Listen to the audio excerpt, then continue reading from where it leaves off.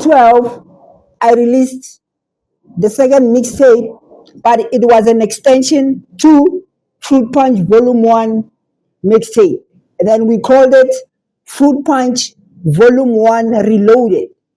And I took 5 tracks from the Volume 1 and I made 15 brand new tracks for the Volume 1 Reloaded. Fruit Punch Mixtape Volume 1 Reloaded. And I went to SAMRO in 2012.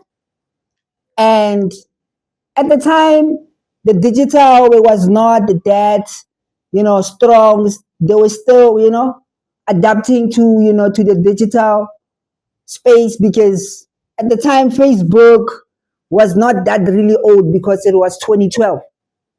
Fine, I went to Bramfontein for the first time, and the good thing is that I went with my fellow brothers in music.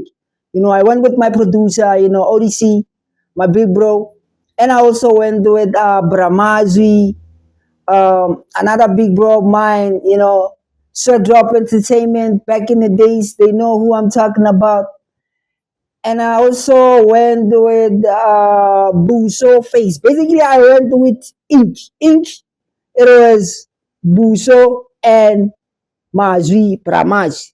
So, actually, they went there to basically register their own music. And I heard them saying that there's a time they're going to go to SAMRO to register the music. I was like, this is the opportunity. I'm also going with them, and I'm also going to register my own music. I remember when I got those papers, they call them what?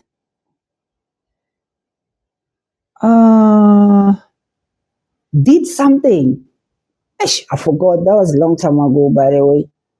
But anyway, I got the papers, and I had to read them, And at the time, I'm still young, bro. 2012.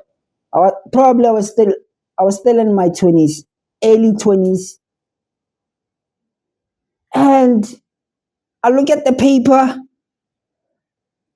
I read it, I understood there and there.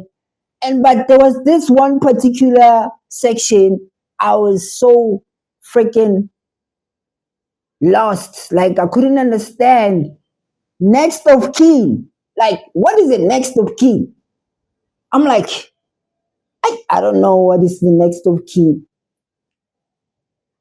Then I think I asked Brahmazi or I asked Buso, and then one of them told me that next of kin, it's a person that's gonna be called whenever they need to reach you, if they want to ask about you.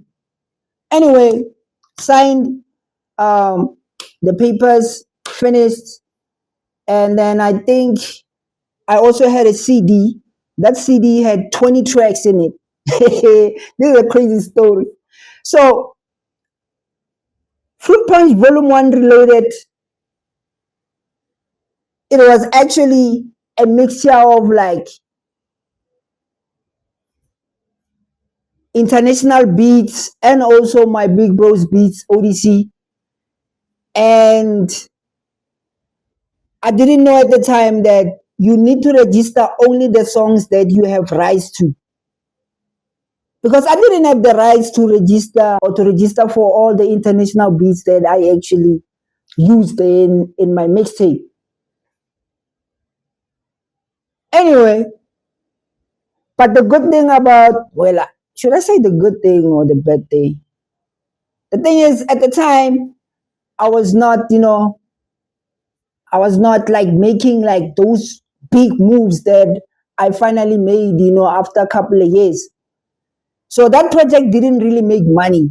That project didn't even really make any moves except like in my hood and the people that were like around me at the time, But I remember I was selling that project for 20 Rand in 2012, and it had 20 tracks. So it was basically a printed CD, and then it had that plastic sleeve that looks like a CD case.